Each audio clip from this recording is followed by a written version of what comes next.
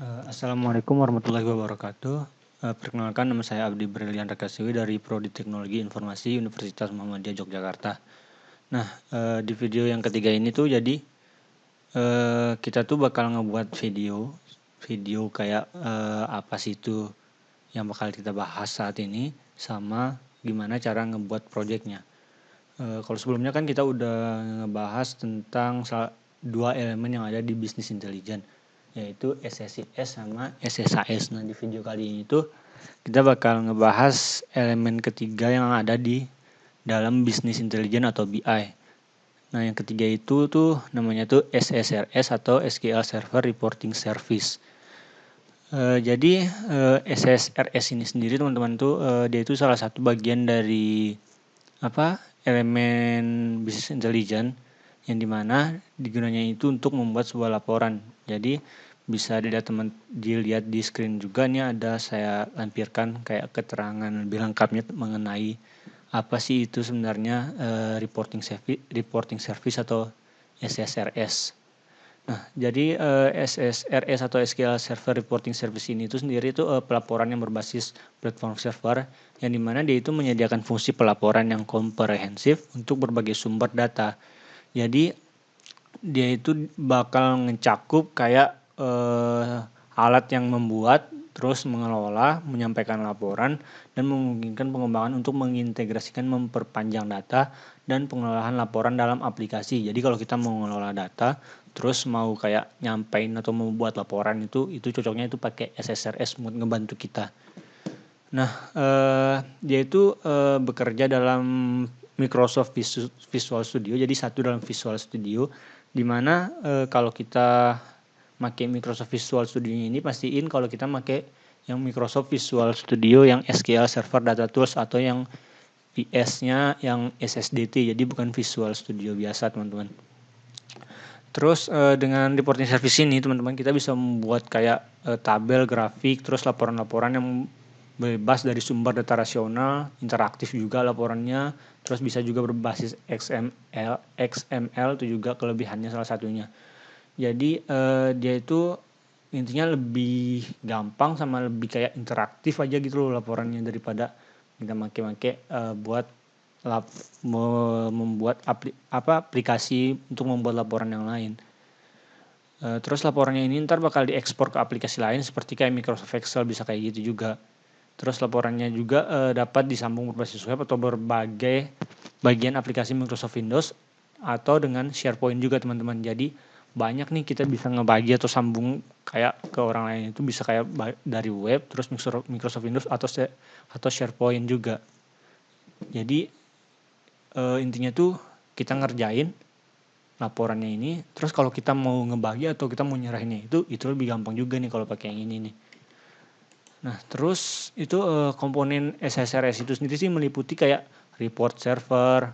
Ntar tuh ada yang kalau kita buka halaman awal waktu membuat proyek itu kayak ada yang ini nih komponennya itu kayak report server, di mana dia itu mesin pengolahan laporan dari database. Terus ada desain atau desainernya itu desainer laporan, di mana lingkungan desain laporan utamanya berjalan di SQL Server Visual Studio Shell atau BIDS, Business Intelligence Development Studio. Terus ada juga manajer laporan antarmuka berbasis web yang digunakan untuk mengelola laporan, keamanan, langganan, sumber data, dan lain-lainnya. Terus juga yang terakhir itu ada komponen lain untuk administrasi sama fungsionalitas yang lainnya teman-teman. Jadi kalau kita mau ngebuat project SSRS, mungkin langkah baiknya itu kita tahu dulu nih komponen-komponennya biar kita lebih ngerti nih, nggak asal lanjut next gitu loh. Nah, cara kerja SSRS itu gimana sih? Jadi kalau kita bentukin dalam life cycle atau kayak grafik atau gimana tuh, tabel itu bisa kita lihat di monitor ini, di layar yang saya share ini. Jadi dia itu cara kerjanya itu life cycle-nya itu ada 3 teman-teman. Yang pertama itu yang dari atas itu kayak, jadi dia itu dari gambar ini dia tuh turun ke bawah. Jadi yang pertama itu dia dari authoring, terus manajemen sama delivery. Jadi ke bawah ada 3 ya life cycle-nya. Nah, kita bahas satu-satu yang authoring. Jadi authoring itu kayak SQL servernya, terus Visual Studio-nya, terus ada juga report builder-nya, yang dimana report builder-nya itu ada yang versi 1.0 sama report builder 2.0. Nah, terus yang manajemen ini itu dia itu langkah melibatkan laporan yang diterbitkan sebagai bagian dari layanan web. Jadi dia itu bagian dari layanan web untuk yang lifecycle yang ini, di mana dia itu menggunakan antarmuka web report manager, terus model manajemen berbasis peran yang didasarkan pada autentikasi Windows, terus juga kontrol dan eksekusi. Jadi ketika laporan itu kita itu bisa menerima informasi dari mereka gitu loh. Jadi kita ini anggaplah kita jadi bosnya nih. Terus kita minta karyawan kita atau staff kita tuh untuk membuat laporan. Nah, jadi kita tuh bisa menerima informasi dari mereka di lifecycle yang ininya, kontrol atau eksekusi ini. Terus yang pengiriman, laporan dapat dibuat tersedia bagi pelanggan atau permintaan mereka atau berdasarkan peristiwa, di mana pengirimannya itu berbasis internet melalui web account manager, situs web account manager. Terus langganannya itu memungkinkan kita tuh dapat kayak ngebuat laporan itu secara otomatis. Jadi ada pilihan otomatisnya nih, jadi nggak kayak manual lagi gitu loh, lebih praktis lah, lebih cepat lah. Terus kita itu mengelola akses URL, layanan web, dan pelaporan. Nah, keuntungannya itu sendiri sih dari kita pakai SSRS ini sih ada banyak.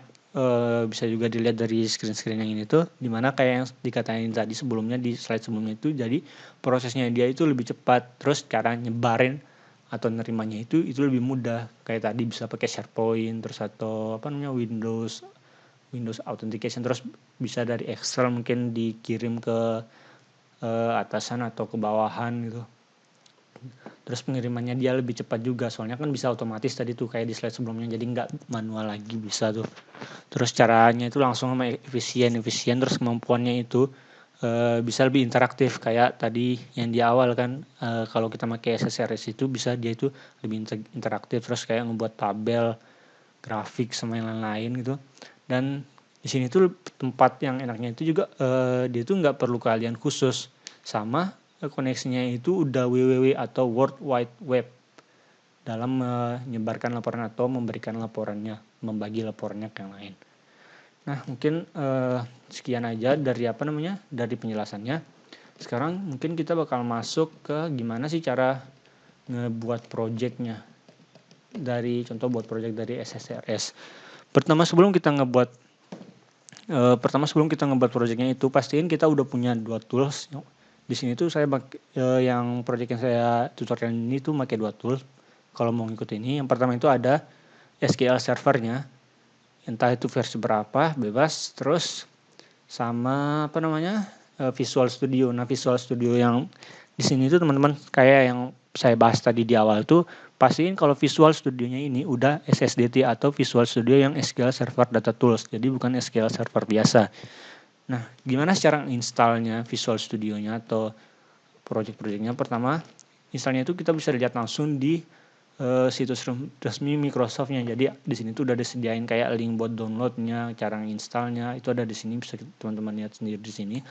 Terus habis yang itu cara install SSRS, intinya 3 elemen yang saya bahas itu kayak elemen business intelligence kayak SSIS, SSAS, sama SSRS itu cara installnya itu juga ada, bisa kita lihat di Google banyak, atau lebih gampangnya itu atau lebih enaknya itu kita bisa lihat langsung di situs resminya Microsoft.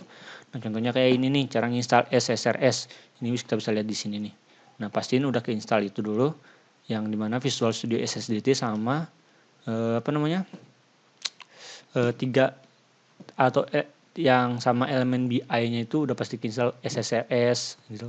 SSAS atau SSIS itu udah harus pasti install sebelum kita buat project.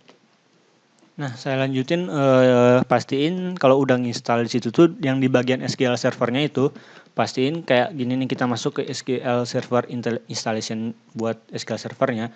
Terus kita nginstal yang ini nih, features-nya, analisis, reporting, sama integration, itu harus kita install di sini dulu. Terus kalau udah, kita jalanin di service-nya. Pastiin kalau service di bagian service ini itu, di bagian service ini tuh semuanya udah ke running nih, kayak analisis tuh. Terus SQL servernya itu udah pasti ke running, integration-nya udah ke running kalau mau ngejalanin projectnya ntar biar nggak error gitu loh.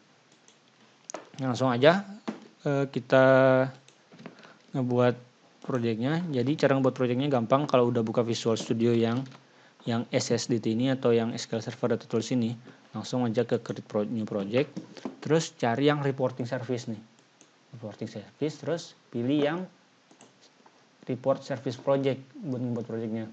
Nah, contohnya di sini, ini browse bisa kita taruh di mana aja, saya taruh di sini aja nggak apa-apa, terus di OK.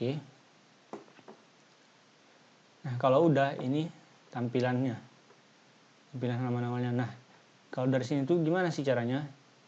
Cara ngebuat lanjutin projectnya, di sini kita klik new di reports, diklik kanan, terus di add, terus diklik new item. Jadi kita nambah item di sini.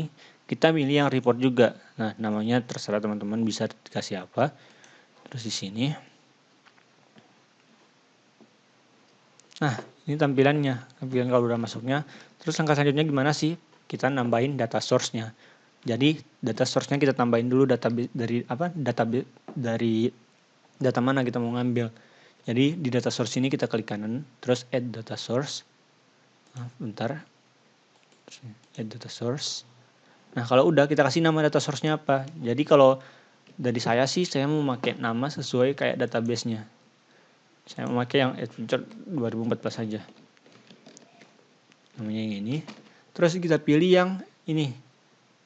Yang radio button yang embedded connection. Terus dipilih di sini itu diganti yang di type-nya. Kita gantinya itu pakai yang Microsoft SQL Server buat yang reporting service buat project ini. Kalau udah jangan langsung di build dulu. Jadi kita build ini fungsinya itu buat ngehubungin atau ngekoneksiin. Nah, caranya di sini itu kita masukin server name. Pertama itu ada dua cara. Yang pertama kita klik di sini server name dari database kita langsung keluar, atau kita langsung copy aja server name database kita dari yang SQL Server.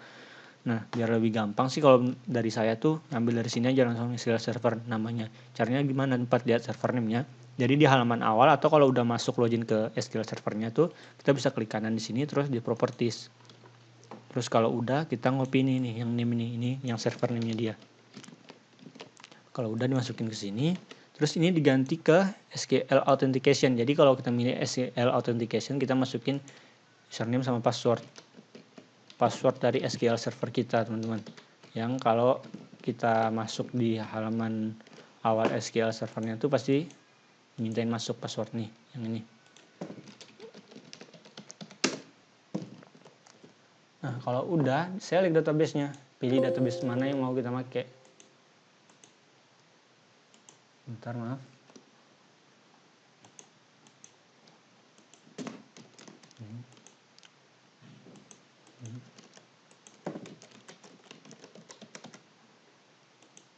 Nah, itu tadi itu soalnya kenapa nggak bisa ada warning itu, soalnya passwordnya tuh pasti salah masukin. Pilih database-nya. Kalau udah jangan langsung di-OK juga, dites dulu koneksinya berhasil nggak. Nah, ini kan berhasil nih, berarti udah aman nih koneksi ke database-nya. Kalau udah baru di-OK, terus di-OK lagi. Nah, kalau udah kita klik 2 kali kan di sini ya.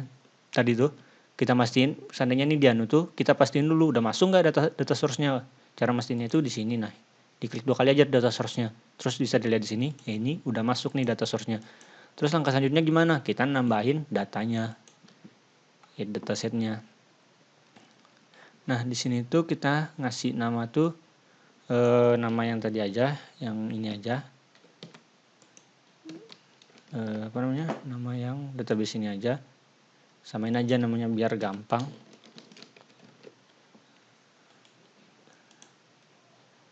Namanya disamain aja. Terus di bagian yang ini pilih yang make embedded in my report. Jadi kita make yang kedua dataset in my report. Jadi kita make dataset yang udah kita masukin sebelumnya. Terus di sini tuh make yang ini data source yang kita masukin tadi yang ini. Terus di sini query type-nya itu kita masukin yang text. Pilih yang text. Nah, query ini tuh teman-teman bisa, jadi kita tuh harus ada query-nya dulu. Pertama tuh bisa kayak teman-teman ambil dari database-nya, lihat di query-nya, atau teman-teman udah harus siapin dulu lah istilahnya query-nya. Jadi query-nya tuh harus kita siapin dulu. Nah, di sini tuh saya udah nyiapin query kebetulan dari project yang saya coba kemarin tuh.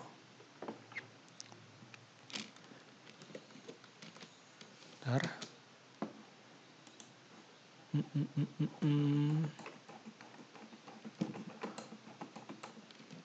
Bentar ya, saya pause dulu, saya cari query-nya. Maaf teman-teman, soalnya tadi lama nyari query-nya. Nah, jadi contoh query yang bakal dimasukin itu ya kayak gini nih. Jadi ini contoh query-nya, di paste dulu query-nya, jadi di copy paste lah query-nya biar cepat. Kalau udah punya query-nya langsung bisa di copy paste, dimasukin di dalam sini. Nah, kalau udah itu langsung di oke. Nah, ini tuh diminta kita masukin buat username sama password, buat apa namanya, verifikasi lah istilahnya. Di sini masukin sesuai sama database kita, SA sama passwordnya. Kalau udah di oke, kalau berhasil tuh dia tuh bakal masuk nih tabel-tabelnya, tabel-tabel dari query yang kita buat tadi. Jadi query-query yang ada kita import tadi itu ini di sini masuk data-datanya. Nah, terus langkah selanjutnya gimana sih di desain ini? Nah, kita klik kanan di sini. Jadi bisa di-insert. Nah, ini yang saya bilang tadi. Jadi kelebihannya dia itu kita tuh bisa pakai banyak bentuk model pelaporan, bisa text box, line, table, matrix, grafik, chart gitu. Nah, jadi di sini tuh kita pakai table aja dulu buat row-nya. Jadi cara masukin datanya kita drag aja nih. Yang di sini tuh masukin langsung ke sini, di drag datanya. Nah, terus drag lagi. Nah, selanjutnya kalau udah habis di drag, kalau misalnya ini mau nambah tabel lagi ya, tinggal di klik kanan sini aja, insert column, terus di right. Saya mau pakai anggaplah 5 tabel, jadi ditambah satu lagi. Nah, kalau udah gimana cara ngelihatnya? Di preview teman-teman. Jadi lihatnya itu di preview, cara nge-run anunya itu. Nah, terus di sini tuh masukin lagi SA sama anunya, nama sama passwordnya dari SQL Server kita. Kalau bisa masuk, tinggal di view report. Ntar kalau berhasil, dia bakal loading, terus keluar datanya. Jadi ini model SQL Server Reporting Service yang make bentuk pelaporannya itu pakai tabel nih. Yang kita masukin tadi itu semuanya di sini nih. Nih, ini data-datanya. Oke, mungkin cukup sekian yang bisa saya sampaikan. Kurang lebihnya mohon maaf. Terus kayak tadi kayak ada post-post itu, saya mohon maaf soalnya itu kayak nyari query-nya agak lama, kalau nggak di post makan waktu, sama nyari referensi dari internet tadi juga buat dilihatin ke teman-teman. Mungkin sekian saja. Wassalamualaikum warahmatullahi wabarakatuh.